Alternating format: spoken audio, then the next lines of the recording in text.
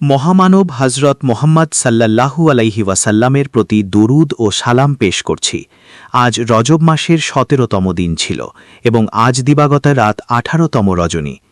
আমার জন্মভূমি Trinidad Caribbean দ্বীপপুঞ্জের ইসলামিক ব্রডকাস্টিং নেটওয়ার্কের স্টুডিও থেকে আপনাদের জানাচ্ছি আসসালামু আলাইকুম ওয়ারাহমাতুল্লাহি ওয়াবারাকাতুহু, এবং সেই সাথে এই দোয়া, আল্লাহুম্মা বারিক লানা ফি রজব ওয়া শাবান ওয়া বাল্লিগনা রমাদান। আবারও বলছি আসসালামু আলাইকুম ওয়ারাহমাতুল্লাহি ওয়াবারাকাতুহু। আজ রাতে আমরা এমন একটি বিষয় নিয়ে কথা বলছি যা সমসাময়িক বিশ্বের অত্যন্ত, এবং আমি আবারও জোর দিয়ে বলছি, অত্যন্ত গুরুত্বপূর্ণ একটি বিষয়, এবং এটি আমার বিশেষত্বের ক্ষেত্র। আমি দুটি বিশ্ববিদ্যালয়ে আন্তর্জাতিক সম্পর্ক বিষয়ে পড়াশোনা করেছি। আমি ওয়েস্ট ইন্ডিজ বিশ্ববিদ্যালয়ের আন্তর্জাতিক সম্পর্ক ইনস্টিটিউটে পড়াশোনা করেছি, এবং কি চমৎকার একজন শিক্ষক আমি পেয়েছিলাম। হ্যাঁ, হাইতির প্রফেসর লেসলি মানিগাত, যিনি সেই ইনস্টিটিউটের পরিচালক ছিলেন। পরীক্ষায় আমি ক্লাসে প্রথম স্থান অধিকার করেছিলাম। এরপর আমি জেনেভায় গ্র্যাজুয়েট ইনস্টিটিউট অফ ইন্টারন্যাশনাল স্টাডিজে যাই আন্তর্জাতিক সম্পর্ক নিয়ে আরও পড়তে। তাই সমসাময়িক বিষয়াবলী এমন একটি ক্ষেত্র যেখানে আমার কিছুটা হলেও বিশেষত্ব বা দখল আছে। সমসাময়িক বিষয়াবলীর বিশ্লেষণে আমি আমার কুরআনের জ্ঞানকেও কাজে লাগাই, কারণ আল্লাহ কুরআনে সূরা আন-নাহলে বলেন, ওয়ানাজ্জালনা আলাইকাল কিতাবা তিবিয়ানাল লিকুল্লি শাই। হে মুহাম্মদ সাল্লাল্লাহু আলাইহি ওয়াসাল্লাম, আমি আপনার প্রতি এই কিতাব নাজিল করেছি যাতে সব কিছুর স্পষ্ট ব্যাখ্যা রয়েছে। সুতরাং এটি কেবল অতীত বা কুরআন নাজিলের সমসাময়িক বর্তমানকেই ব্যাখ্যা করে না, বরং ভবিষ্যৎকেও ব্যাখ্যা করে। কুরআন ভবিষ্যতের ব্যাখ্যা দেবে, এটি ইতিহাসের গতি প্রকৃতি ব্যাখ্যা করবে। আমরা ইতিহাসের অত্যন্ত কৌতূহলপূর্ণ এক সন্ধিক্ষণে দাঁড়িয়ে আছি, যখন সমগ্র মানবজাতির কাছে এটা পরিষ্কার, হয়তো ত্রিনিদাদের কিছু মানুষ ছাড়া, যে মার্কিন যুক্তরাষ্ট্র বিশ্বকে প্যাক্স আমেরিকানা নামে যা কিছু দিয়েছিল, প্যাক্স আমেরিকানা মানে হল আমেরিকা চায় বাকি বিশ্ব তার কাছে নতি স্বীকার করুক, তাকেই বাকি বিশ্বের উপর আধিপত্য বিস্তার করতে হবে। এটাই প্যাক্স আমেরিকানা, যেখানে কোনো প্রতিদ্বন্দ্বী বা প্রতিদ্বন্দ্বীদের জোট থাকতে পারবে না। সেই প্যাক্স আমেরিকানা যার সুদিন ফুরিয়ে গেছে, এখন পতনের মুখে। এখন এটি তার শেষ গান গাইছে। প্যাক্স আমেরিকার পতন এবং তার ফলে মার্কিন ডলারের পতনের কারণে আমেরিকান সরকার এখন খুবই অদ্ভুত আচরণ করছে। তাহলে এখন আমরা কি আশা করতে পারি? ডেভিড আবদুল্লার সাথে আমাদের একটি সেশন ছিল। তিনি একজন রাজনৈতিক বিশ্লেষক, যার প্রতি আমাদের অগাধ শ্রদ্ধা রয়েছে। হ্যাঁ, রাজনৈতিক বিশ্লেষক হিসেবে ডেভিড আবদুল্লাকে আমরা সম্মান করি। ভেনিজুয়েলায় যা ঘটেছে সে বিষয়ে তার নতুন মতামত জানাতে তিনি আজ রাতে আমাদের সাথে যোগ দেবেন। কিন্তু ডেভিডকে আলোচনায় ডাকার আগে আমি কোরআনের দৃষ্টিকোণ, ইসলামের দৃষ্টিকোণ এবং ইসলামী শেষ জামানার বিদ্যার আলোকে এই বিষয়ে আমার কিছু মতামত রেকর্ড করতে চাই। ত্রিনিদাদে আমাদের দর্শকরা আলোচনায় যোগ দিতে ফোন করতে পারবেন, প্রশ্ন করতে পারবেন এবং আরও বড় কথা, মতামত দিতে পারবেন। আপনারা স্ক্রিনের নিচে ফোন নম্বর দেখতে পাবেন। এছাড়া এই অনুষ্ঠানটি ইউটিউবে আইবিএন মাস্টার চ্যানেলে সরাসরি সম্প্রচারিত হচ্ছে। আর যারা বিদেশ থেকে দেখছেন, আমি জানি না বিদেশে এখন কতজন জেগে আছেন, সেখানে হয়তো অনেক রাত। যদি আপনারা বিদেশ থেকে কল করতে চান এবং একটি হোয়াটসঅ্যাপ নম্বর প্রয়োজন হয়, তবে স্ক্রিনের নিচে একটি ইমেল ঠিকানা পাবেন। সেখানে ইমেল করলে আমাদের কর্মীরা আপনাকে একটি হোয়াটসঅ্যাপ নম্বর পাঠাবেন। আমরা নম্বরটি স্ক্রিনে দিচ্ছি না। এভাবে বিদেশ থেকেও আপনারা এই অঞ্চলের ব্যাপারে মার্কিন যুক্তরাষ্ট্র সরকার ও তাদের সশস্ত্র বাহিনীর বর্তমান কর্মকাণ্ড নিয়ে মন্তব্য বা প্রশ্ন করতে পারেন। প্রথমেই বলে রাখি, বিশ্ব পরিস্থিতি নিয়ে আল্লাহ কুরআনে কথা বলেছেন। ইসলামী শেষ জামানার বিদ্যায় আমাদের আছে শেষ জামানা বা পৃথিবী ধ্বংসের ঠিক পূর্ববর্তী সময়, আল আসার। এই শেষ সময়ে ইতিহাসে কিছু বিশেষ চরিত্রের বা শক্তির আবির্ভাব ঘটবে। ইসলামী শেষ জামানার বিদ্যা অনুযায়ী তাদের মধ্যে অন্যতম হল দাজ্জাল বা ভণ্ড মসিহ। তাদের মধ্যে আছে ইয়াজুজ ও মাজুজ, আছে দাব্বাতুল আর্দ বা মাটির প্রাণী। আজ রাতে আমরা এই সব বিষয় নিয়ে আলোচনা করতে পারবো না। তবে এটি শুধু ইসলামের বিষয় নয়, খ্রিস্টান শেষ জামানার বিদ্যায়ও এটি আছে, ইহুদি শেষ জামানার বিদ্যায় আছে, এবং সম্ভবত হিন্দু শেষ জামানার বিদ্যায়ও এর ইঙ্গিত রয়েছে। যখন আমরা কোরআন এবং ইসলামী শেষ জামানার বিদ্যার দিকে তাকাই, আল্লাহ একটি ছায়ার কথা বলেছেন যা পৃথিবীতে আসবে। তিনি মানবজাতিকে এই ছায়া সম্পর্কে সতর্ক করেছেন। এই ছায়ার 3টি অংশ থাকবে। এখন আসুন কোরআন অধ্যয়ন পদ্ধতির একটি খুব সাধারণ বিষয় শেখাই, এবং আমি আশা করি আমার দর্শকরা একটু ধৈর্য ধরবেন, কারণ এই বিষয়টি খুব কমই শেখানো হয়। কোরআন বলে যে এতে 2 ধরনের আয়াত আছে। এক, যে আয়াতগুলো স্পষ্ট এবং পরিষ্কার, যা কেবল বুঝিয়ে বলাই যথেষ্ট। এগুলো হলো আয়াত মুহকামাত। আল্লাহ বলেন এই আয়াতগুলোই হলো কিতাবের মূল বা উম্মুল কিতাব। এগুলোর মর্যাদা অনেক উঁচুতে। দ্বিতীয়ত, তিনি আরেক ধরনের আয়াতের কথা বলেছেন। এগুলো এমন আয়াত যা ব্যাখ্যা ছাড়া বোঝা যায় না। এগুলোকে বলা হয় আয়াত মুতাশাবিহাত। কিন্তু এগুলো উম্মুল কিতাব বা কিতাবের মূল অংশের অন্তর্ভুক্ত নয়। স্পষ্ট আয়াতগুলোর মতো এদের মর্যাদা একই নয়। কিন্তু যেসব আয়াত ব্যাখ্যার প্রয়োজন রাখে সেগুলোও গুরুত্বপূর্ণ, সেগুলোও কোরআনের অংশ। যেমন কোরআনের কিছু আয়াত বোঝার জন্য ব্যাখ্যার প্রয়োজন হয়, ঠিক তেমনি সকল ধর্মগ্রন্থের ক্ষেত্রেই এটি প্রযোজ্য। আর যখন আপনি কোরআনের কোনো আয়াতের ব্যাখ্যা করবেন, যেমন আল্লাহ যখন এটি বলেছেন তখন তিনি ওটি বুঝিয়েছেন, আপনাকে সবসময় বলতে হবে আল্লাহই ভালো জানেন। কারণ শুধুমাত্র আল্লাহই নিশ্চিত করতে পারেন যে কোরআনের কোনো ব্যাখ্যা সঠিক কি না। যদি আপনি কোরআনের ব্যাখ্যা করেন এবং আপনার ব্যাখ্যা সঠিক হয়, তবে তা সত্যে পরিণত হয়, আর সত্য টিকে থাকবে। কুকুর ঘেউ ঘেউ করতে পারে, কিন্তু কাফেলা তার গন্তব্যে এগিয়ে যাবে। কিন্তু যদি আপনি ব্যাখ্যা করেন এবং তা ভুল হয়, তবুও আপনি আপনার প্রচেষ্টার জন্য এবং আল্লাহই ভালো জানেন বলার কাণ্ডজ্ঞানটুকু রাখার জন্য সাওয়াব বা প্রতিদান পাবেন। আর আগামীকাল সেই ভুল ধারণাটি বিস্মৃতির অতলে হারিয়ে যাবে। তাই যখন আমি কোরআনের এই আয়াতের ব্যাখ্যা করছি, যেখানে আল্লাহ বলছেন বিসমিল্লাহির রহমানির রাহিম, ইনতালিকু ইলা জিল্লিন দে সালাসি শোয়াব, চলো সেই ছায়ার দিকে যার 3টি শাখা আছে। কারোরই কোনো মানুষেরই এই অধিকার নেই বলার যে আমার ব্যাখ্যাই শেষ কথা। কারও সেই অধিকার নেই। কেবল আল্লাহই নিশ্চিত করতে পারেন কোন ব্যাখ্যাটি সঠিক। আর কোরআনের ব্যাখ্যা করার স্বাধীনতা আমাদের আছে। কেউ আমাদের তা করা থেকে থামাতে পারবে না। সুতরাং আমি কোরআনের এই আয়াতের ব্যাখ্যা করছি এবং বলছি আল্লাহই ভালো জানেন। যখন আল্লাহ বলেন ইনতালিকু ইলা জিল্লিন জি সালাসি শুআব, 3টি শাখা বিশিষ্ট ছায়ার দিকে অগ্রসর হও, এবং আল্লাহ এই ছায়া সম্পর্কে সতর্ক করছেন, তার মানে এটি কোনো ভালো ছায়া নয়। এটি একটি সতর্কতা। এটি এমন এক ছায়া যা শাস্তি বয়ে আনে। আমার ব্যাখ্যা হল, এবং আল্লাহই ভালো জানেন, এই ছায়াটি হল দাজ্জাল বা ভণ্ড মসিহ। আমি আমার জীবনের বহু বছর শেষ জামানা নিয়ে গবেষণায় ব্যয় করেছি। আমার মনে হয় না এই যুগে অন্য কোনো আলেম শেষ জামানা নিয়ে গবেষণায় আমার মতো এত সময় ও শ্রম দিয়েছেন। এই বিষয়ে আমি বহু বই লিখেছি। তাই এই বিষয়ে কোনো মত দিলে আমি কিছুটা সম্মানের দাবিদার। আমি বলছি যে এই ছায়াটি হল দাজ্জাল, ভণ্ড মসিহ বা অ্যান্টিক্রাইস্ট। তার একটি রূপরেখা বা প্রোফাইল আছে, যার পদচিহ্ন 3টি অংশে বিভক্ত। সে জেরুজালেম থেকে বিশ্ব শাসন করতে চায়। আর যখন সে জেরুজালেম থেকে বিশ্ব শাসন করবে, সে ঘোষণা করবে আমিই মসিহ। এটা করার জন্য তাকে 1 নম্বর পবিত্র ভূমিকে মুক্ত করতে হবে, যা মুসলিম শাসনাধীন ছিল। 2 নম্বর, তাকে ইহুদিদের জেরুজালেমে ফিরিয়ে আনতে হবে এবং তাদের দাবি প্রতিষ্ঠা করতে হবে, যা থেকে তাদের 2000 বছর আগে বহিষ্কার করা হয়েছিল এবং আল্লাহ তাদের ফিরে আসা নিষিদ্ধ করেছিলেন।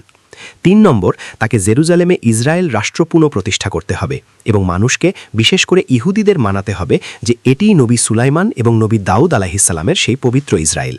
এবং 4 নম্বর, তাকে এই ইসরায়েল রাষ্ট্রকে বিশ্বের শাসক রাষ্ট্রে পরিণত করতে হবে, যেমনটি নবী সুলাইমান ও নবী দাউদ আলাইহিসসালামের সময় ছিল। কেবল তখনই সে জেরুজালেমে দাঁড়িয়ে বলতে পারবে আমিই মসিহ। অবশ্যই সেটা হবে মিথ্যা। সে মসিহ হতে পারে না। প্রকৃত মসিহ হলেন মরিয়ম পুত্র ঈসা আলাইহিসসালাম, যিনি এসেছিলেন, চলে গেছেন এবং যিনি আবার ফিরে আসবেন। সুতরাং আমি আমার জেরুজালেম ইন দ্য কুরআন বইয়ে উল্লেখ করেছি, যা 25 বছর আগে লেখা হয়েছিল, অর্থাৎ অনেক দীর্ঘ সময় আগে, যে জেরুজালেম থেকে বিশ্ব শাসনের প্রচেষ্টায় সে 3টি ধাপ অতিক্রম করে। 3টি ধাপ। প্রথম ধাপে সে প্যাক্স ব্রিটানিকা তৈরি করেছিল, যেখানে ব্রিটেন পবিত্র ভূমির প্রতি এক প্রবল মোহ বা আচ্ছন্নতা নিয়ে বিশ্বের শাসক রাষ্ট্রে পরিণত হয়েছিল। আর 1917 সালে ব্রিটিশ সেনাবাহিনী জেরুজালেম জয় করেছিল। তখন একজন ব্রিটিশ জেনারেল ঘোষণা করেছিলেন ক্রুসেড বা ধর্মযুদ্ধ আজ শেষ হল। এই ব্রিটেনই 1917 সালে বেলফোর ঘোষণা দিয়েছিল, যার মাধ্যমে ফিলিস্তিনে একটি ইহুদি রাষ্ট্র বা ইহুদিদের জন্য বাসভূমি প্রতিষ্ঠা এবং সমর্থনের অভিপ্রায় ব্যক্ত করা হয়েছিল। এরপর 1917 থেকে 1948 সাল পর্যন্ত লিগ অফ নেশনসের ম্যান্ডেট নিয়ে ব্রিটেনই ফিলিস্তিন শাসন করেছে। 1948 সালে ইসরায়েল রাষ্ট্র প্রতিষ্ঠার পৌরোহিত্য করেছিল এই ব্রিটেন এবং ধারাবাহিকভাবে ইসরায়েলকে সমর্থনও দিয়ে গেছে তারাই। কিন্তু এরপর এমন এক সময় এলো যখন প্যাক্স ব্রিটানিকার পতন শুরু হল। সেটা ছিল প্রথম ও দ্বিতীয় বিশ্বযুদ্ধের সময়কাল। দ্বিতীয় বিশ্বযুদ্ধ শেষ হতে হতে ব্রিটেনের সোনালি দিন ফুরিয়ে আসছিল এবং আমেরিকার উত্থান ঘটছিল। প্যাক্স ব্রিটানিকার জায়গা দখল করে নিল প্যাক্স আমেরিকানা। এটি ছিল দাজ্জালের 3টি ধাপের দ্বিতীয় ধাপ। যখন প্যাক্স আমেরিকানা এলো, ব্রিটিশ পাউন্ডের জায়গা নিল মার্কিন ডলার, আর লন্ডনকে সরিয়ে ওয়াশিংটন হয়ে উঠল বিশ্ব শাসনের রাজধানী। ব্রিটেন যেভাবে একসময় বিশ্ব শাসন করত, প্যাক্স ব্রিটানিকা, যেখানে ব্রিটিশ সাম্রাজ্যে কখনো সূর্য অস্ত যেত না, ঠিক সেভাবে আমেরিকাও বিশ্ব শাসনের চেষ্টা শুরু করল। 1914 সালে প্রথম বিশ্বযুদ্ধ শুরুর সময় বিশ্বের প্রতিটি গুরুত্বপূর্ণ নৌঘাঁটি ব্রিটেনের নিয়ন্ত্রণে ছিল। এখন আমেরিকা হুবহু ব্রিটেনের অনুকরণ করতে শুরু করল, আর এটি দাজ্জালের মিশনের দ্বিতীয় ধাপ। আমেরিকা বিশ্বজুড়ে প্রায় 1000 খানেক সামরিক ঘাঁটি তৈরি করল। আমেরিকা চায় সারা বিশ্বকে শাসন করতে, পুরো বিশ্বকে আমেরিকার কাছে নতি স্বীকার করতে হবে, আর এটাই হল প্যাক্স আমেরিকানা। আমেরিকারও ইসরায়েলের প্রতি ঠিক একই রকম মোহ কাজ করে, যেমনটা এখন ট্রাম্পের মধ্যেও দেখা যাচ্ছে।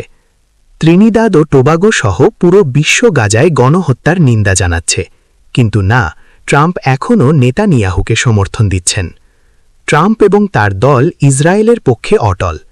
জেরুজালেম এবং ইসরায়েলের প্রতি এই যে মোহ, এটাই হল প্যাক্স আমেরিকানা। 25 বছর আগে প্রকাশিত আমার বই জেরুজালেম ইন দ্য কোরআনে আমি যুক্তি দেখিয়েছিলাম যে এই প্রক্রিয়ার একটি তৃতীয় ধাপ এখনও বাকি আছে। প্যাক্স আমেরিকানা সরে গিয়ে সেখানে আসবে প্যাক্স জুডাইকা, আর আমরা এখন ঠিক সেই জায়গায় দাঁড়িয়ে আছি। প্যাক্স আমেরিকানা এখন পতনের চূড়ান্ত পর্যায়ে, এবং অনিবার্যভাবে এর জায়গা নেবে প্যাক্স জুডাইকা। বিসমিল্লাহি আউয়ালুহু ওয়া আখিরুহ। আমরা বলছিলাম যে প্যাক্স ব্রিটানিকা থেকে প্যাক্স আমেরিকানা এবং শেষে প্যাক্স জুডাইকার দিকে একটি পর্যায়ক্রমিক পরিবর্তন চলছে। ব্রিটেন যেভাবে বিশ্ব শাসন করেছিল এবং ব্রিটিশ পাউন্ডকে হাতিয়ার হিসেবে ব্যবহার করেছিল, সেটা ছিল 3 ধাপের প্রথমটি। এরপর ব্রিটেনের জায়গা নিল আমেরিকা এবং স্টার্লিং পাউন্ডের জায়গা নিল মার্কিন ডলার, দুটোই আসলে ভুয়া টাকা। জেরুজালেম এবং ইসরায়েলের প্রতি ব্রিটেনের যে মোহ ছিল, আমেরিকারও আজ পর্যন্ত ঠিক একই মোহ রয়েছে।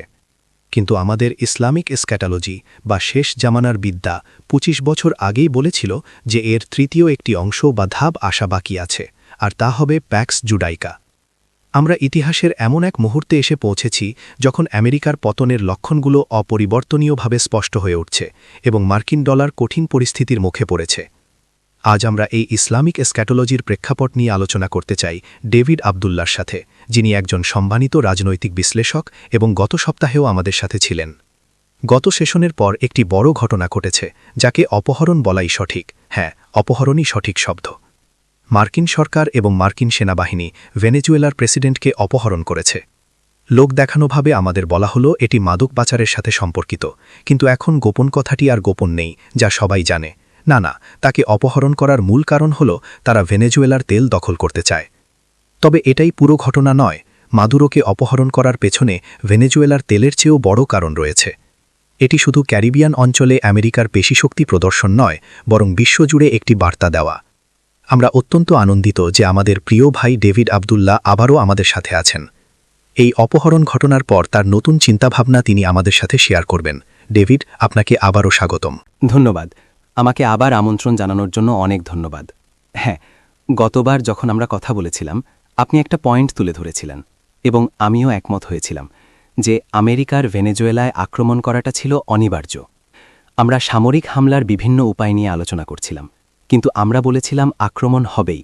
এবং আমার মনে হয় শনিবার ভোরে কত সহজে ঘটনাটা ঘটে গেল তা দেখে আমরা সবাই কিছুটা অবাক হয়েছি। খুব স্পষ্টভাবেই মার্কিন বাহিনী ভেনেজুয়েলার সমস্ত আকাশ প্রতিরক্ষা ব্যবস্থা, যোগাযোগ ব্যবস্থা ইত্যাদি অকেজো করতে সক্ষম হয়েছিল। ফলে কোনো পাল্টা আক্রমণ ছাড়াই তারা সেখানে ঢুকে কাজ সেরে বেরিয়ে আসতে পেরেছে। তবে আমাদের এটা মনে রাখতে হবে যে প্রেসিডেন্ট মাদুরোর নিরাপত্তার দায়িত্বে থাকা 32 জন কিউবান এবং বেশ কিছু ভেনেজুয়েলার নাগরিক এই হামলায় নিহত হয়েছেন। পশ্চিমা মিডিয়া কিন্তু এই হত্যাকাণ্ডের কথা বলছে না। এরপর থেকে, মানে কয়েকদিন আগে, আমার দল এমএসজের সাথে টিউজডে টকে ভেনেজুয়েলা থেকে একজন কথা বলছিলেন। তিনি জানালেন যে হাজার হাজার মানুষ প্রেসিডেন্ট মাদুরোর সমর্থনে রাস্তায় নেমে এসেছে। তারা আমেরিকার কাছ থেকে তার অবিলম্বে মুক্তি দাবি করছে এবং বলিভারিয়ান বিপ্লব চালিয়ে যাওয়ার পক্ষে স্লোগান দিচ্ছে। পশ্চিমা মিডিয়া এসব খবর প্রচার করছে না। লন্ডনেও বিশাল প্রতিবাদ হয়েছে। সোমবার 10 নম্বর ডাউনিং স্ট্রিটের বাইরে 2000 মানুষ জড়ো হয়ে দাবি জানিয়েছে যেন স্টারমার এর বিরুদ্ধে অবস্থান নেন। অবশ্য তিনি তা নেননি। উল্টো তিনি আমেরিকার পক্ষেই অবস্থান নিয়েছেন। কারণ মাত্র 1-2 দিন আগেই তিনি উত্তর আটলান্টিকে রাশিয়ার তেল ট্যাঙ্কার আটকাতে আমেরিকাকে সাহায্য করতে ব্রিটিশ বিমানবাহিনী ব্যবহার করেছেন। কিন্তু ইতালি, ফ্রান্স, স্পেন সহ পুরো ইউরোপ জুড়ে বলিভারিয়ান প্রক্রিয়ার সমর্থনে এবং মার্কিন সাম্রাজ্যবাদের বিরুদ্ধে হাজার হাজার মানুষ বিক্ষোভ করছে। সুতরাং আমরা ইতিহাসের এক সম্পূর্ণ নতুন মুহূর্তে উপস্থিত হয়েছি। 1945 সালে দ্বিতীয় বিশ্বযুদ্ধের পর থেকে যেসব আন্তর্জাতিক নিয়মকানুন চলে আসছিল, আমেরিকা মূলত সেগুলোর সবকটি ছিঁড়ে ফেলেছে। তারা জাতিসংঘের সনদকে বৃদ্ধাঙ্গুলি দেখিয়েছে। কারণ জাতিসংঘ সনদের 2-4 অনুচ্ছেদে স্পষ্টভাবে বলা আছে যে কোনো রাষ্ট্র অন্য কোনো রাষ্ট্র বা রাজনৈতিক ভূখণ্ডের বিরুদ্ধে শক্তি প্রয়োগ করতে পারবে না বা শক্তি প্রয়োগের হুমকি দিতে পারবে না। এটা খুবই পরিষ্কার। এবং এটাও খুব পরিষ্কার যে কোনো সরকার প্রধান বা রাষ্ট্রপ্রধান অন্য কোনো দেশের বিচারিক এখতিয়ার থেকে দায়মুক্তি পান। আন্তর্জাতিক অপরাধ আদালত ছাড়া কোনো দেশ অন্য দেশের ক্ষমতাসীন রাষ্ট্রপ্রধান বা সরকার প্রধানের বিচার করতে পারে না। তাই আমেরিকা যা করছে তা সম্পূর্ণ অবৈধ, আন্তর্জাতিক আইনের পরিপন্থী এবং জাতিসংঘ সনদের বিরুদ্ধে। কিন্তু মিস্টার ট্রাম্প মনে করেন তিনি যখন খুশি, যেখানে খুশি, যা খুশি তাই করতে পারেন। তাই তিনি কলম্বিয়াকে হুমকি দিচ্ছেন, কিউবাকে হুমকি দিচ্ছেন। গতবার আমরা আলোচনা করেছিলাম যে এটা শুধু ভেনেজুয়েলার ব্যাপার নয়, বরং আমেরিকা এই গোলার্ধ থেকে শুরু করে সারা বিশ্বের সম্পদ দখলের চেষ্টা করছে। 25শে ডিসেম্বর বড়দিনের দিন তারা নাইজেরিয়ায় বোমা বর্ষণ করেছে। ট্রাম্পের দাবি ছিল সেখানে খ্রিস্টানদের হত্যা করা হচ্ছে এবং তারা গণহত্যার শিকার হচ্ছে, যা মোটেও সত্য নয়। আমার মতে নাইজেরিয়ায় হামলার আসল উদ্দেশ্য ছিল এটা ইঙ্গিত দেওয়া যে তারা এখন সাহেল অঞ্চলের দিকে হাত বাড়াচ্ছে। আর আমি শুনেছি নাইজেরিয়ায় বোমা ফেলার কয়েকদিন পরেই বুর্কিনা ফাসোতে ক্যাপ্টেন ট্রাওরের বিরুদ্ধে একটি অভ্যুত্থানের চেষ্টা হয়েছিল। সুতরাং অনেক কিছুই ঘটছে এবং আপনি ঠিকই বলেছেন, আমেরিকার অর্থনীতি পতনের মুখে। মার্কিন সরকার বিশাল ঋণের দায়ে জর্জরিত, তারা বিশাল রাজস্ব ঘাটতিতে চলছে এবং ট্রাম্প বিলিয়নারদের করছাড় দেওয়ায় এই ঘাটতি আরও বাড়ছে। একই সাথে তাদের বিশাল বৈদেশিক বাণিজ্য ঘাটতিও রয়েছে, কারণ আমেরিকা রপ্তানির চেয়ে আমদানি বেশি করে। তারা কৃত্রিমভাবে টিকে আছে শুধুমাত্র ডলারকে বিশ্বের প্রধান বিনিময় মুদ্রা হিসেবে ধরে রাখার মাধ্যমে। যেদিন এই ব্যবস্থা ভেঙে পড়বে এবং মানুষ আর ডলার ধরে রাখতে চাইবে না বা আমেরিকায় বিনিয়োগ করবে না, তখন আমেরিকায় পুঁজি আসা বন্ধ হয়ে যাবে, যা দিয়ে তারা বাণিজ্য ঘাটতি মেটায়। তখন আমেরিকার অবস্থা সেই সব দেশের চেয়ে ভালো কিছু হবে না যাদের জিডিপির তুলনায় ঋণের হার 100%-এর বেশি এবং যারা আমদানির ভারে ন্যূজ্য। সুতরাং মার্কিন ডলারকে প্রধান বিনিময় মুদ্রা হিসেবে টিকিয়ে রাখা এবং মানুষকে দিয়ে ডলার বা মার্কিন সিকিউরিটিজ কেনানো ছাড়াও আমেরিকার টিকে থাকার একমাত্র উপায় ছিল বিশ্বের সব জায়গার প্রাকৃতিক সম্পদ দখল করা এবং দেশগুলোকে পদানত করা, পুনরায় উপনিবেশ স্থাপন করা। কারণ আপনি প্যাক্স ব্রিটানিকা বা ব্রিটিশ সাম্রাজ্যবাদের কথা বলছিলেন, যা গড়ে উঠেছিল ব্রিটিশ ঔপনিবেশিকতা ও সাম্রাজ্যবাদের উপর ভিত্তি করে। ওয়াল্টার রডনি তার বিখ্যাত বই হাউ ইউরোপ আন্ডার ডেভেলপড আফ্রিকাতে এ নিয়ে লিখেছেন। ইউরোপ যে ধনী হয়েছে এবং শিল্পোন্নত হয়েছে তা হয়েছে সম্পদ লুণ্ঠন, শ্রম শোষণ এবং অবশ্যই আফ্রিকানদের দাস বানানোর মাধ্যমে, যা ছিল এর কেন্দ্রবিন্দুতে। তারা নিজেদের অভ্যন্তরীণ অর্থনীতি থেকে এই বিশাল পুঁজি তৈরি করেনি, তারা আমাদের দেশগুলো থেকে শ্রম শোষণ এবং সম্পদ আহরণ করে সেই পুঁজি গড়ে তুলেছিল। যুক্তরাষ্ট্রও ঠিক তাই করেছে। কিন্তু এখন তারা এমন এক চরম মুহূর্তে এসে দাঁড়িয়েছে যে নিজেদের অভ্যন্তরীণ অর্থনীতিকে বাঁচাতে হলে তাদের আবার সেই পথেই হাঁটতে হবে এবং তা করতে হবে ব্যাপকভাবে। আমাদের আরও কিছু জরুরি বিষয় আছে। ত্রিনিদাদে আমাদের যে দর্শকরা আছেন, ফোন লাইনগুলো আরও 15 মিনিট খোলা থাকবে। আমাদের এখন নামাজের সময় হয়েছে এবং এর পরে আমরা লাইন ওপেন করে দেব। আর ফোন কলের ফাঁকে ফাঁকে আমরা আমাদের আলোচনা চালিয়ে যাব। এবং আমরা আশা করছি, যেহেতু এই ব্রডকাস্টটি ইউটিউবে IBN মাস্টার চ্যানেলে লাইভ দেখানো হচ্ছে, তাই বিদেশ থেকে যারা কল করতে চান তাদের একটি ইমেল পাঠাতে হবে। ইমেলটি স্ক্রিনের নিচে দেওয়া থাকবে। এরপর আমাদের টিম তাদের একটি হোয়াটসঅ্যাপ নম্বর দেবে, যেখানে তারা কল করতে পারবেন। যা হোক ডেভিড, ভেনেজুয়েলার ওপর এই নির্লজ্জ আক্রমণ, সব প্রথাগত আইন ও জাতিসংঘের চার্টার অমান্য করে ট্রাম্পের এই ক্ষমতার আস্ফালন এবং ভেনেজুয়েলার প্রেসিডেন্টকে অপহরণ করা, এত কিছুর পরেও ভেনেজুয়েলার সরকার পরিবর্তিত হয়নি। ভেনেজুয়েলার সরকার এখনও অক্ষত আছে, ভেনেজুয়েলার সেনাবাহিনীও অটুট আছে। এখন এর পরবর্তী ধাপ হিসেবে কি ঘটতে পারে? আমরা কি এখন ভেনেজুয়েলা সহ এই অঞ্চলের অন্য কোথাও আরও সামরিক হস্তক্ষেপ দেখতে পাব?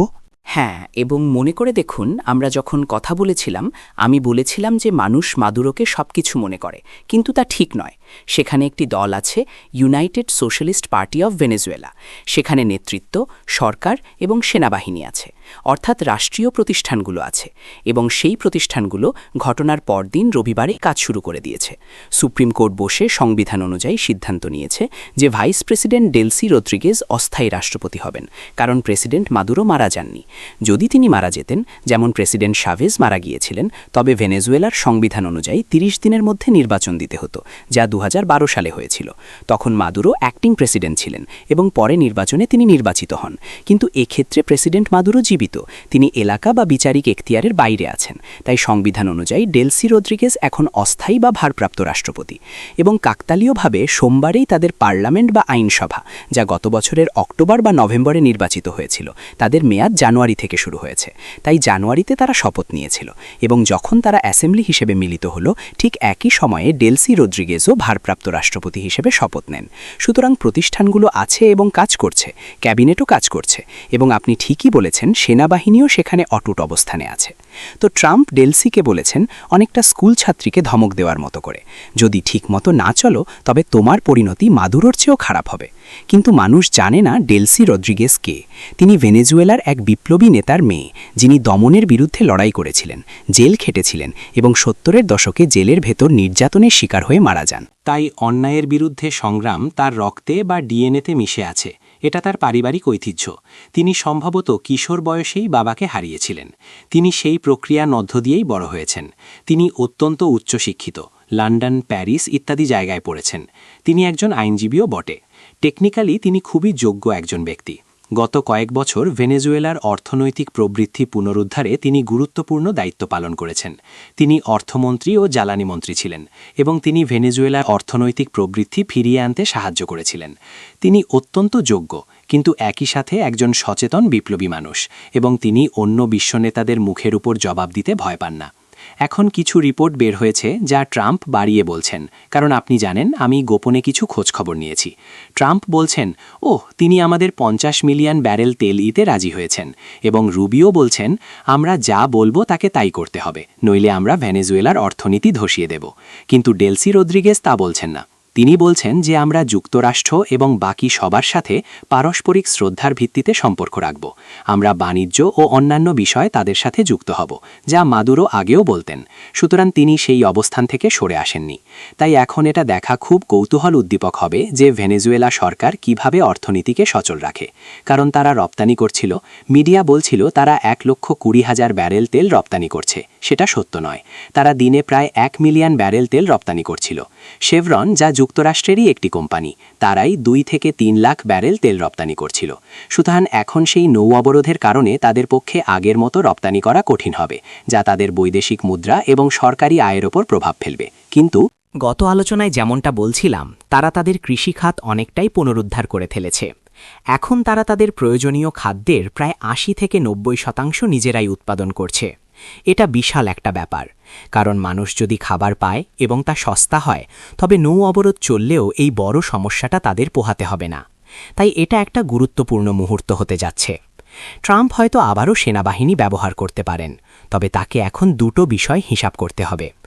এক, আপনি একবার হামলা করেছেন, দ্বিতীয়বার একই কায়দায় হামলা করা সহজ হবে না, কারণ ভেনেজুয়েলার জনগণ পরবর্তী হামলার ধরন সম্পর্কে এখন অনেক বেশি সচেতন। দ্বিতীয়ত, প্রেসিডেন্ট মাদুরো এবং ফার্স্ট লেডি সিলিয়া ফ্লোরেসকে অপহরণের সেই সাম্রাজ্যবাদী হামলার বিরুদ্ধে বিশ্ব প্রতিক্রিয়া, বিশ্ব জনমত, এমনকি খোদ আমেরিকার জনমতও ট্রাম্পের এই কাজের ঘোর বিরোধী। তাই আবারও এমন কিছু করা তার জন্য রাজনৈতিকভাবে সমস্যাদায়ক হবে। তিনি কি যুক্তি দেখাবেন? ডেলসিও কি মাদক পাচারে জড়িত ছিল? তিনি তো কখনোই সেই প্রমাণ দেখাতে পারেননি। মজার ব্যাপার হলো, যেদিন প্রেসিডেন্ট মাদুরো এবং তার স্ত্রী ম্যানহ্যাটনের ব্রুকলিন আদালতে হাজির হলেন, সেদিন ইউএস জাস্টিস ডিপার্টমেন্ট তাদের অভিযোগনামা সংশোধন করে কার্টেল অফ দ্য সানসের উল্লেখ বাদ দিয়ে দিল। মনে আছে, তারা বলেছিলেন প্রেসিডেন্ট মাদুরো ছিলেন এই কার্টেল অফ দ্য সানসের প্রধান। আমরা সবসময় বলেছি এটা কাল্পনিক, এর কোনো অস্তিত্ব নেই। তারা এটা সরিয়ে নিয়েছে কারণ তারা জানে তাদের কাছে এর কোনো প্রমাণ নেই। তাই আমার মতে আবারও হামলা করতে যাওয়াটা অনেক বড় রাজনৈতিক ঝুঁকি হবে, যদিও ট্রাম্প কখন কি করে বসবেন তা বলা মুশকিল। তার মানে ডেভিড, আপনি মনে করছেন না যে এই মুহূর্তে ভেনেজুয়েলাকে আমেরিকার বশ্যতা স্বীকারে বাধ্য করতে আর কোনো সামরিক পদক্ষেপ নেওয়া হবে? আচ্ছা, যদি আমেরিকা এই মুহূর্তে ভেনেজুয়েলার বিরুদ্ধে আর কোনো সামরিক পদক্ষেপে না যাওয়ার সম্ভাবনাই বেশি থাকে, তার মানে কি এই অঞ্চলের বাকি দেশগুলো আমেরিকার সামরিক হামলা থেকে নিরাপদ? এই মুহূর্তে না। আমার মনে হয় তারা নৌ ও আকাশপথ অবরোধ করে ভেনেজুয়েলার টুটি চেপে ধরার চেষ্টা করবে। দেখা যাক পরিস্থিতি কোন দিকে যায়। না, কারণ যদিও আমি দেখলাম ট্রাম্প বলেছেন কলম্বিয়ার প্রেসিডেন্ট পেট্রো ওয়াশিংটনে তার সাথে দেখা করবেন। পেট্রো কেন ওয়াশিংটনে ট্রাম্পের সাথে দেখা করতে যাবেন আমি জানি না। আমার মনে হয় এটা খুবই বিপজ্জনক কাজ। তবে কলম্বিয়া এখনও তাদের নিশানায় আছে, এবং আরও নির্দিষ্ট করে বললে কিউবা। আমার মনে হয় কিউবা, কারণ ট্রাম্প বলেছেন কিউবা পতনের দ্বারান্তে, যা সত্য নয়, কিন্তু এটা তার বক্তব্য। আর রুবিও, যেমনটা আমরা আলোচনা করছিলাম, আসলেই কিউবার বিপ্লব ধ্বংস করতে চান। তাই আমার মনে হয় তারা যদি হামলা করতেই চায় তবে তারা কিউবায় চেষ্টা করতে পারে। তবে রাজনৈতিকভাবে অনেক দিক থেকেই সেটা ভেনেজুয়েলায় হামলার চেয়েও অনেক বেশি সমস্যাদায়ক হবে। তবে এই মুহূর্তে আমরা ভেনেজুয়েলায় আর কোনো হামলার আশঙ্কা করছি না, কিন্তু আপনি ইঙ্গিত দিচ্ছেন যে কলম্বিয়া এবং কিউবায় হামলার সম্ভাবনা থাকতে পারে। এখন দেখুন, ইউক্রেন নিয়ে পুরো বছর ধরে আমেরিকা রাশিয়ার সাথে অত্যন্ত স্পর্শকাতর আলোচনায় যুক্ত, এবং সেই আলোচনা এখন চূড়ান্ত পরিণতির দিকে এগোচ্ছে। এসব আলোচনায় আমেরিকা প্রতিপক্ষ হিসাবে রাশিয়ার প্রতি কিছুটা সম্মান দেখিয়েছে, কিন্তু সম্প্রতি আমরা একটা ঘটনা দেখলাম, রাশিয়ার অনুমতি নিয়ে তাদের পতাকা ওড়ানো একটি ট্যাঙ্কারকে আমেরিকার নেভি ধাওয়া করেছে। আমেরিকা রাশিয়ার অনুমতিকে তোয়াক্কা না করে ট্যাঙ্কারটি ধাওয়া করে জাহাজে ওঠে এবং সেটি জব্দ করে। সোজা কথায় রাশিয়ার দিকে চ্যালেঞ্জ ছুড়ে দিয়েছে। হ্যাঁ, এবং আমেরিকা এটা করেছে ব্রিটিশ আরএএফের সহায়তায়। খবরে সেটাই এসেছে। হ্যাঁ, ভালো। ভেনেজুয়েলা এবং পশ্চিম গোলার্ধে আমেরিকার বর্তমান আচরণ, এই পেশি শক্তি প্রদর্শন এবং ইউক্রেনের সমস্যা সমাধানের আলোচনার মধ্যে কি কোনো যোগসূত্র স্থাপন করা যায়? আপনি কি দুটোর মধ্যে কোনো সংযোগ দেখছেন? এটা চমৎকার প্রশ্ন, এবং আমরা এখন কিছুটা অনুমানের রাজ্যে প্রবেশ করছি, যা আমি সাধারণত পছন্দ করি না। ট্রাম্প ও পুতিনের মধ্যে কি কথা হয়েছে আমরা জানি না। ট্রাম্প পুতিনকে এমন কোনো প্রস্তাব দিয়েছেন কিনা যে ঠিক আছে, আপনি যদি ভেনেজুয়েলা নিয়ে আমাদের খুব বেশি চাপ না দেন, তবে ইউক্রেন নিয়ে আপনার অনেক দাবি আমরা মেনে নেব, তা আমরা জানি না। মানুষ এমন কথা বলছে, আমার কাছে এর কোনো প্রমাণ নেই। সময়ই সেটা বলে দেবে।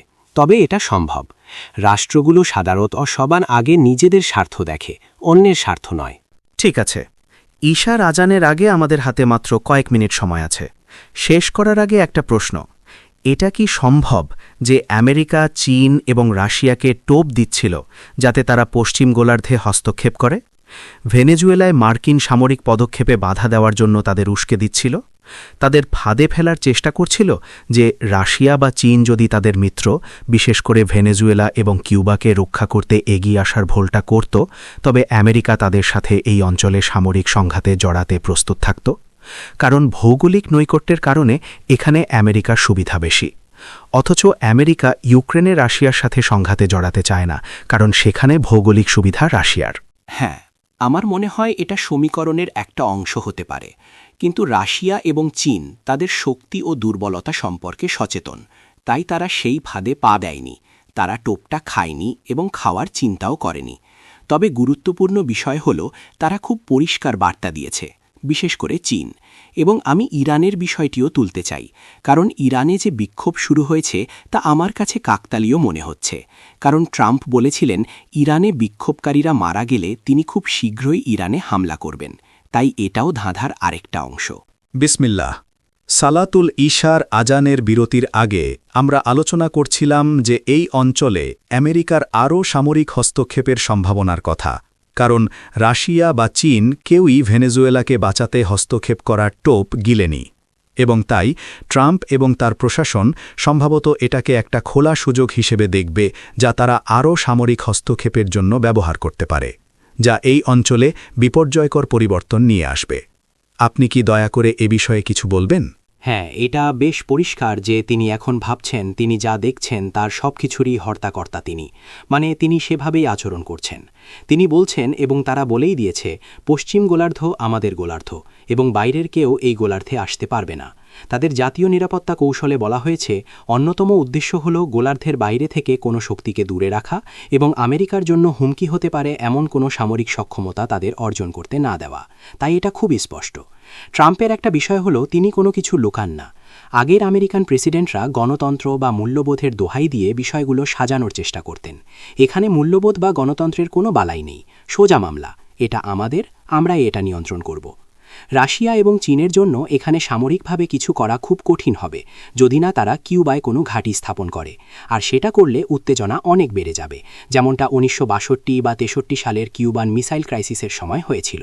তাই বিষয়টি এখন মোড় নিতে পারে, যা কেউ কেউ ধারণা করছেন, এবং আমেরিকা এবং পশ্চিম ইউরোপের কিছু মহল এটা নিয়ে খুব চিন্তিত। ট্রাম্প এই নাটকীয়ভাবে আন্তর্জাতিক নিয়ম ভঙ্গ করার ফলে চীন এখন বলতে পারে, ঠিক আছে, তোমরা যদি ভেনেজুয়েলার সাথে এটা করতে পারো, তবে তাইওয়ান, যা আনুষ্ঠানিকভাবে চীনের অংশ, আলাদা কোনো রাষ্ট্র নয়, সেখানে গিয়ে আমরা আমাদের যা প্রাপ্য তার নিয়ন্ত্রণ নেব, কারণ তাইওয়ান চীনের অংশ। মানুষ ভয় পাচ্ছে যে এই প্রেক্ষাপটে এমন পরিস্থিতি তৈরি হতে পারে। তখন কি আমেরিকা হস্তক্ষেপ করার চেষ্টা করবে? কারণ সেই অঞ্চলে দক্ষিণ কোরিয়ায় খোদ তাইওয়ানে ভৌগোলিক অবস্থানে পিছিয়ে থাকলেও আমেরিকা কি সেখানে হস্তক্ষেপ করবে? তাই আমার মনে হয় মাওলানা, আমরা বিশ্ব ইতিহাসের এক অত্যন্ত বিপজ্জনক পর্যায়ে প্রবেশ করছি। অর্থনীতি বাঁচাতে ট্রাম্পের কর্মকাণ্ড আপাতদৃষ্টিতে আমেরিকার জন্য যৌক্তিক মনে হলেও তা আসলে খুবই অযৌক্তিক, এবং এর ফলাফল নিয়ন্ত্রণের বাইরে চলে যেতে পারে। ডেভিড, দুটি প্রশ্ন। ভেনেজুয়েলায় সফল হস্তক্ষেপ এবং মাদুরোকে অপহরণের পর এই অঞ্চলে আরও আমেরিকান সামরিক হস্তক্ষেপের আশঙ্কা করা হচ্ছে। দক্ষিণ ও মধ্য আমেরিকা এবং ক্যারিবিয়ান দেশগুলো যারা নিজেদের হুমকির মুখে মনে করছে, তারা কি এখন একত্রিত হয়ে একটি সম্ভাব্য সামরিক জোট গঠনের আলোচনা করতে পারে, যেখানে একজনের ওপর হামলা মানে সবার ওপর হামলা বলে গণ্য হবে? সমস্যাটা হলো মাওলানা, সেখানে সমমনা সরকারের সংখ্যা যথেষ্ট নয়। অবশ্যই ব্রাজিল আছে, যা একটি বিশাল দেশ, মেক্সিকো আছে, তবে এই দুটি ছাড়া ভেনেজুয়েলা এখন দুর্বল অবস্থায় আছে। কিউবার নিজস্ব চ্যালেঞ্জ রয়েছে, কলম্বিয়া আছে, ব্যাস এটুকুই। আর্জেন্টিনা এখন খুব ট্রাম্পপন্থী। একই অবস্থা বলিভিয়া, পেরু, ইকুয়েডর, প্যারাগুয়ে এবং এল সালভাদরের। আর হন্ডুরাসও সম্ভবত সেই পথেই হাঁটবে, গুয়েতেমালাও তাই। সুতরাং দক্ষিণ ও মধ্য আমেরিকার দেশগুলোর সংখ্যার দিকে তাকালে দেখবেন তাদের অধিকাংশই আমেরিকাপন্থী। ঠিক আছে, এটা আমাকে পরের প্রশ্নে নিয়ে যাচ্ছে। কোরিয়া বিশ্বকে খুব পরিষ্কার, নাটকীয় এবং স্পষ্টভাবে দেখিয়ে দিয়েছে যে পশ্চিমাদের শ্রদ্ধা আদায় করতে হলে আপনার এমন একটি প্রতিরোধক ক্ষমতা থাকতে হবে যা তারা মানতে বাধ্য। তাই কোরিয়া পারমাণবিক শক্তিধর হয়েছে। শুধু পারমাণবিক শক্তিই নয়, তাদের এমন ক্ষেপণাস্ত্র সক্ষমতা আছে যা পরমাণু অস্ত্র আমেরিকাতেও পৌঁছে দিতে পারে। এই অঞ্চলে ট্রাম্পের মতো আগ্রাসী শক্তির উপস্থিতিতে ভেনেজুয়েলা, মেক্সিকো, কলম্বিয়া, কিউবা এবং সম্ভবত ব্রাজিলের মতো দেশগুলো যারা ট্রাম্পের কারণে হুমকির মুখে আছে, তাদের মধ্যে কি এমন কোনো নড়াচড়া দেখা সম্ভব? আমরা আশা করছি ইরান যেমনটা এখন বুঝতে পারছে, তারাও কি বুঝতে পারবে যে আগ্রাসী আমেরিকা এবং ইসরায়েলের, কারণ এরা দুই বোন, হাত থেকে নিরাপত্তা নিশ্চিত করা সম্ভব নয় যতক্ষণ না আপনার কাছে পারমাণবিক প্রতিরোধ ব্যবস্থা থাকছে? হ্যাঁ, তবে এখানে চ্যালেঞ্জটা হলো এই প্রতিরোধ ব্যবস্থা গড়ে তুলতে বেশ সময় লাগে, যদি না সরাসরি এমন কোনো দেশ সেটা সরবরাহ করে যার সেই সক্ষমতা আছে। আর যদি অভ্যন্তরীণভাবে এটি তৈরির চেষ্টা করা হয়, তবে আমেরিকা সেখানে বোমা হামলা চালাবে, যেমনটা তারা ইরানে করেছিল। এটা পরিষ্কার যে তারা সেটাই করবে। মজার ব্যাপার হলো, জানিয়ে আমরা খুব একটা কথা বলিনি, দক্ষিণ আফ্রিকার কাছে সেই প্রতিরোধক ছিল। বর্ণবাদীর সময় পশ্চিমারা দক্ষিণ আফ্রিকাকে সেটা তৈরির সুযোগ দিয়েছিল। এটা নিয়ে তেমন আলোচনা হয় না, তবে আমি মোটামুটি নিশ্চিত যে আমি সঠিক, কারণ বর্ণবাদী শাসন ছিল আফ্রিকার জন্য সাম্রাজ্যবাদী ও ঔপনিবেশিক এজেন্ডার অংশ, এবং অবশ্যই সরকার পরিবর্তনের পর সেটা এখন দক্ষিণ আফ্রিকা সরকারের হাতে। তবে মেক্সিকো বা ব্রাজিল স্বাধীনভাবে একা এটা করতে পারবে কিনা, আমার মনে হয় এতে অনেক সময় লাগবে, এবং এটা খুব কঠিন হবে, কারণ তাদের এমন কর্মসূচির কথা শোনা যায় না। তবে বর্তমান পরিস্থিতিতে এমন হতে পারে যে তাদের এটা দেওয়া হলো, তাদের এটা সরবরাহ করা হতে পারে। ট্রাম্প যেহেতু আন্তর্জাতিক শৃঙ্খলা এবং জাতিসংঘের সনদ ছিঁড়ে ফেলছেন, তিনি ৬৬টি আন্তর্জাতিক সংস্থা থেকে সরে এসেছেন, যার মধ্যে ৩০টিরও বেশি জাতিসংঘের সংস্থা, যেমন জলবায়ু পরিবর্তন বিষয়ক গুরুত্বপূর্ণ সংস্থাগুলো। তাই তিনি যদি বিশ্ব ব্যবস্থায় ভেঙে ফেলেন, তবে অন্য দেশগুলোও বলতে পারে আমরাও আর নিয়ম মানব না, এবং আমাদের মিত্রদের এই উপায়ে সহায়তা দেব। ঠিক আছে ডেভিড, আমি এখন আলোচনার সেই অংশে যেতে চাই যা আমরা আগে একটু ছুঁয়ে গেছি, অর্থাৎ আন্তর্জাতিক মুদ্রা অর্থনীতি এবং আন্তর্জাতিক অর্থনীতি। প্রথমত, এই অঞ্চলে ট্রাম্পের সামরিক তৎপরতার প্রভাব ত্রিনিদাদ ও টোবাগো অর্থনীতি, ত্রিনিদাদ ও টোবাগো ডলার এবং ক্যারিবিয়ান অর্থনীতির ওপর কেমন হতে পারে? এ বিষয়ে আপনার কি কোনো মতামত আছে? দেখুন, অর্থনীতির ক্ষেত্রে নিশ্চিতভাবেই প্রভাব পড়বে। আমরা বলেছিলাম যে কি হতে যাচ্ছে, এবং আক্রমণের আগে থেকেই পরিস্থিতি খারাপ ছিল। এখন আক্রমণের কারণে তা আরও তীব্র হয়েছে। অনেক মানুষ ত্রিনিদাদে আসার বুকিং বাতিল করবে। এখন কার্নিভালের মৌসুম, টোবাগোর জন্য তথাকথিত শীতকালীন মৌসুম। আজ সকালেই আমি টোবাগো চেম্বারের প্রেসিডেন্টের কথা শুনলাম। তিনি বলছিলেন যে বুকিং বাতিল হচ্ছে। এটা পরিষ্কার যে এই উত্তেজনা, যেমন ধরুন শনিবারে ফ্লাইটের সমস্যা ছিল, এই অঞ্চলে বেশ কয়েকটি এয়ারলাইনকে ফ্লাইট বাতিল করতে হয়েছিল, কারণ সেখানে নো ফ্লাই জোন ছিল। প্রচুর মার্কিন সামরিক বিমান ওঠানামা করছিল। যতদিন মার্কিন বাহিনী দক্ষিণ ক্যারিবিয়ানে অবস্থান করবে, ততদিন অনিশ্চয়তা থাকবে। কি হতে যাচ্ছে তা নিয়ে বিনিয়োগকারীদের মধ্যে অনিশ্চয়তা কাজ করবে। তাই হ্যাঁ, আমি মনে করি ত্রিনিদাদ ও টোবাগোর অর্থনীতি নেতিবাচকভাবে প্রভাবিত হবে। ভেনেজুয়েলার সরকার বদলায়নি, আপনি আগেই সেই পয়েন্টটা তুলেছেন। তাই এই মুহূর্তে আমাদের জন্য কোনো ড্রাগন গ্যাস চুক্তি নেই। সীমান্ত পারাপারের গ্যাস পাওয়া সম্ভব। আর অন্যায় অতম্রসলের ঠিক আগেই দেখেছি যে পয়েন্ট লিসাসে কাজ করা অন্যতম বড় কোম্পানি নিউট্রিয়েন, যাদের সম্ভবত ৩-৪টি অ্যামোনিয়া প্ল্যান্ট এবং সব মিলে ওই কমপ্লেক্সে ৪-৫টি প্ল্যান্ট আছে, তারা ত্রিনিদাদ থেকে ব্যবসা গুটিয়ে নিচ্ছে। এর অর্থ শুধু চাকরির ক্ষতি নয়, বরং বৈদেশিক মুদ্রা এবং সরকারি রাজস্বেরও ক্ষতি। সুতরাং আমাদের অর্থনৈতিক পরিস্থিতি ভালো নয়। আপনি জানেন, যুক্তরাষ্ট্রের জাতীয় নিরাপত্তা কৌশলে বলা হয়েছে যে তাদের নীতির সাথে যারা একমত, সেই সরকার বা রাজনৈতিক দলগুলোকে তারা উৎসাহিত ও পুরস্কৃত করবে। তাই প্রশ্ন জাগে, মিসেস পারসাদ বিসেসার কি মার্কিন সরকারের সাথে কোনো গোপন সমঝোতা করেছেন মার্কিন পদক্ষেপের প্রতি তার দ্ব্যর্থহীন সমর্থনের বিনিময়ে? যে সমর্থন এই সপ্তাহে ওএস এবং নিরাপত্তা পরিষদে ত্রিনিদাদ ও টোবাগোর প্রতিনিধি পুনরায় ব্যক্ত করেছেন। তারা বলেছে যে মাদক পাচার রোধে যুক্তরাষ্ট্রের সব প্রচেষ্টাকে তারা সমর্থন করে। মানে মাদুরোকে অপহরণের পর এবং ট্রাম্প যখন বলেই দিয়েছেন এটা তেলের জন্য, তারপরও তারা মাদক পাচারের কথা বলছে। এটা লজ্জাজনক। মনে হচ্ছে আমাদের আলোচনার বিষয়বস্তু শ্রোতাদের জন্য একটু বেশি কঠিন বা টেকনিক্যাল হয়ে যাচ্ছে, তাই এই মুহূর্তে কোনো কল নেই। আমরা ত্রিনিদাদ ও টোবাগো এবং ডলারের ওপর এর প্রভাব থেকে সরে কিউবার অর্থনীতির দিকে যাই। যুক্তরাষ্ট্র ভেনেজুয়েলা থেকে কিউবায় তেল আসা আটকে দিচ্ছে। এর ফলে কিউবার অর্থনীতি এবং কিউবার, ওটা কি পেসো, তার উপর কি প্রভাব পড়বে? হ্যাঁ, দেখুন, কিউবার অর্থনীতি ভীষণ সংকটে আছে। অবরোধের শ্বাসরোধকারী অবস্থা কোভিডের কারণে আরও খারাপ হয়েছিল। এরপর অবশ্যই বাইডেন ট্রাম্পের দেওয়া কোনো নিষেধাজ্ঞাই শিথিল করেননি।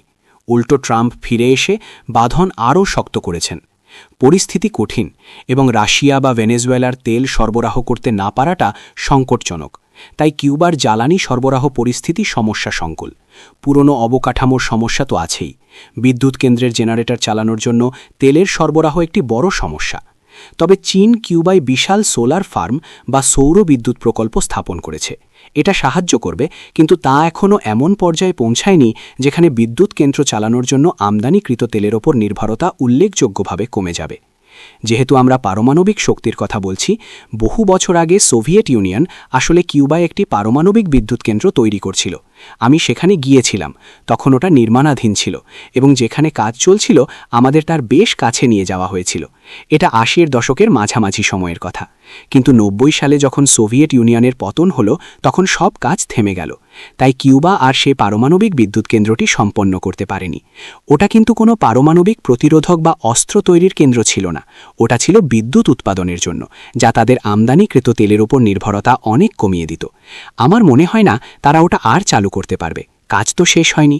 সেই ৮০-এর দশকের শেষের কথা। ওটা চালু করার চেষ্টা করার জন্য ৩০ বছরের বেশি সময়, অনেক দীর্ঘ সময়। তাই চীনের সহায়তায় এখন সম্ভবত সৌরশক্তির দিকেই তাদের বেশি নজর দিতে হবে। আর এখন যেটা সবচেয়ে গুরুত্বপূর্ণ হতে যাচ্ছে তা হলো চীন এবং রাশিয়া কিউবাকে আরও কতটা অর্থনৈতিক সহায়তা দিতে প্রস্তুত। কারণ যদি তারা সহায়তা দেয় এবং কিউবার অর্থনৈতিক পরিস্থিতি তথা কিউবার জনগণের সামাজিক অবস্থা যদি কিছুটা সহজ হয়, তবে আমেরিকার যে কোনো আক্রমণের মুখে কিউবার অবস্থান শক্তিশালী হবে। তাই আমার মতে চীন এবং রাশিয়াকে এখন কিউবার সাথে অর্থনৈতিক সহযোগিতার ক্ষেত্রে আরও অনেক বেশি কিছু করতে হবে। ইরানে সোশ্যাল মিডিয়া ব্যবহার করে পশ্চিমা বিশ্ব যেভাবে বিক্ষোভ উস্কে দিয়েছিল এবং ইরানি রিয়ালের পতন ঘটিয়েছিল, কিউবার ক্ষেত্রেও কি তেমনটা হওয়ার সম্ভাবনা আছে? আপনি কি মনে করেন ট্রাম্প সেই কৌশল ব্যবহার করতে পারেন? কারণ আমেরিকানরা তো গুয়ান্তানামোতে আছেই। তারা কি ভেনেজুয়েলার মতো কিউবাতেও সামরিক হস্তক্ষেপ করতে পারে? তারা তো আগেও এমনটা করেছে। এই ধরুন, সেটা কবে ছিল? বছর 2 আগে? আমি সময়ের হিসাব গুলিয়ে ফেলছি। প্রায় 2-3 বছর আগে কিউবায় বেশ বড় ধরনের কিছু বিক্ষোভ হয়েছিল। সরকার অবশ্য বেশ কঠোরভাবেই সেটা সামাল দিয়েছিল এবং মূল উস্কানিদাতাদের চিহ্নিত করেছিল, যারা আমেরিকার বেতনভুক্ত এজেন্ট ছিল। ও হ্যাঁ, তারা সেটা মোকাবেলা করতে পেরেছিল। আর অবশ্যই আমেরিকা তখন বলেছিল যে এরা রাজবন্দী, কিন্তু আমেরিকা এটা স্বীকার করবে না যে এরা আসলে তাদেরই টাকা খাওয়া লোক, যাদের কাজ ছিল কিউবায় অস্থিরতা সৃষ্টি করা। তাই আমার কোনো সন্দেহ নেই যে আমেরিকানরা আবারও এমনটা করবে। আর আমি যখন কিউবার অর্থনৈতিক সহায়তার কথা বলছি, তখন আরও কিছু দেশের গুরুত্বপূর্ণ ভূমিকা রয়েছে, যেমন ব্রাজিল, মেক্সিকো। তারা কিছু কাজ করছেও, তবে আমার মনে হয় ব্রাজিল এবং মেক্সিকো, কারণ লুলা ফিদেল কাস্ত্রোর খুব ঘনিষ্ঠ ছিলেন। লুলা ক্ষমতায় আসার আগেই আমার মনে আছে আমি কিউবায় কনফারেন্সে গিয়েছিলাম এবং লুলা সেখানে ছিলেন। তিনি তখন ওয়ার্কার্স পার্টির নেতা, সাবেক ট্রেড ইউনিয়ন নেতা, ব্রাজিলের ওয়ার্কার্স পার্টির প্রধান, কিন্তু তখনও প্রেসিডেন্ট হননি। লুলা ফিদেলের সমর্থনেই সাও পাওলো ফোরাম শুরু করেছিলেন, ফিদেলের সাথে আলোচনার পর। এটা শুরু হয়েছিল সাও পাওলোতে, যে কারণে এটার নাম সাও পাওলো ফোরাম। সাও পাওলো ছিল লুলার ঘাঁটি, কারণ ওটা ব্রাজিলের শিল্প রাজধানী। আর এই সাও পাওলো ফোরাম প্রগতিশীল বাম রাজনৈতিক দলগুলোকে একত্রিত করে। তো এটা ল্যাটিন আমেরিকা এবং ক্যারিবিয়ান অঞ্চলের বাম ও প্রগতিশীল রাজনৈতিক দলগুলোকে একত্রিত করে। আমার দল এমএসজে এই ফোরামের সদস্য, তাই আমি ফোরামের মিটিংগুলোতে যাই। শেষ যে মিটিংয়ে আমি গিয়েছিলাম সেটা ছিল গত জানুয়ারিতে কারাকাসে। ক্যারিবিয়ান অঞ্চলে খুব বেশি দল নেই। অবশ্যই কিউবার কমিউনিস্ট পার্টি এই ফোরামের সদস্য। Haiti, Dominican Republic, Puerto Rico থেকে দল আছে। ত্রিনিদাদ ও টোবাগোর এমএসজে ছাড়াও সেন্ট লুসিয়া লেবার পার্টি, যারা এখন সরকারে আছে, তারাও এই ফোরামের সদস্য। আর বেলিজের একটি ছোট দল আছে, বেলিজ পিপলস ফ্রন্ট। তাই আমি মনে করি ব্রাজিলকে কিউবার অর্থনৈতিক সহায়তা, বাণিজ্য এবং অন্যান্য ক্ষেত্রে আরও অনেক বেশি কিছু করতে হবে। মেক্সিকো, যাদের অর্থনীতি বেশ বড়, এবং মেক্সিকোর প্রেসিডেন্টের দল একটি জোট সরকারের অংশ। মেক্সিকোর ওয়ার্কার্স পার্টি এবং মোরেনা পার্টি, যার নেতৃত্বে আছেন প্রেসিডেন্ট শেইনবাম, তারা একটি জোটে আছে এবং উভয়েরই কিউবার সাথে খুব ঘনিষ্ঠ সম্পর্ক রয়েছে। তাই মেক্সিকো, ব্রাজিল এবং দক্ষিণ আফ্রিকাও, যদিও সেটা অনেক দূরে, কারণ বর্ণবাদের সময় কিউবা শত শত দক্ষিণ আফ্রিকানকে স্কলারশিপ দিয়েছিল চিকিৎসা, আইন, প্রকৌশল, স্থাপত্য এবং আরও নানা দক্ষতায় প্রশিক্ষিত করার জন্য। আর এএনসি যে সরকার গঠন করতে এবং চালাতে পেরেছে, তার মূলে ছিল এই সহায়তা। দক্ষিণ আফ্রিকার কাছে কিউবার বিশাল ঋণ রয়েছে এবং অবশ্যই কিউবা নামিবিয়া এবং অ্যাঙ্গোলায় সৈন্য পাঠিয়েছিল, যারা দুটি বিখ্যাত যুদ্ধে দক্ষিণ আফ্রিকান সেনাবাহিনীকে পরাজিত করেছিল। এর ফলেই অ্যাঙ্গোলার স্বাধীনতা সুরক্ষিত হয় এবং নামিবিয়া স্বাধীনতা পায়। আর দক্ষিণ আফ্রিকান সেনাবাহিনী পরাজিত হওয়ার পরেই তারা ম্যান্ডেলাকে মুক্তি দেয়। আমি আমাদের দর্শকদের আর বেশি সময় নেব না, ইতিমধ্যে 1 ঘণ্টার বেশি হয়ে গেছে।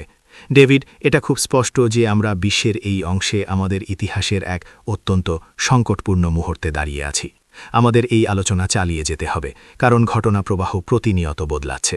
আমি আশা করি আগামী 2 বা 3 সপ্তাহ পর আমরা আবারও বুঝতে পারব এবং দেখব এই সময়ের মধ্যে কি ঘটে, যাতে আলোচনাটা এগিয়ে নেওয়া যায়। আজ আমরা যেটা বুঝলাম তা হল আমেরিকা আবারও সক্রিয় হয়ে উঠছে বলে মনে হচ্ছে। দিনের আলোতে মাদুরোকে অপহরণের ঘটনাটিকে তারা সম্ভবত এই অঞ্চলে তাদের ইচ্ছামতো কাজ চালিয়ে যাওয়ার একটি খোলা দরজা বা সুযোগ হিসেবে ব্যাখ্যা করবে। এটা সামরিক হস্তক্ষেপের রূপ নিতে পারে, রাজনৈতিক হস্তক্ষেপ হতে পারে, কিংবা অর্থনৈতিক ও মুদ্রাগত হস্তক্ষেপও হতে পারে। কিন্তু আমেরিকা সক্রিয় হয়ে উঠেছে, তাই আমাদের এই বিষয়টিতে বারবার ফিরে আসতে হবে, যাতে আমাদের শ্রোতা ও দর্শকরা আপনার পাণ্ডিত্য এবং বিশ্লেষণ থেকে উপকৃত হতে পারেন। ডেভিড, আজ আমাদের সময় দেওয়ার জন্য আপনাকে অনেক ধন্যবাদ। দুঃখজনকভাবে আমরা আজ কোনো দর্শক শ্রোতার ফোন কল পাইনি। হয়তোবা আজকের আলোচনার বিষয়টি দর্শকদের জন্য কিছুটা কঠিন ছিল। ধন্যবাদ, বিদায়। আমাদের আবার দেখা হবে।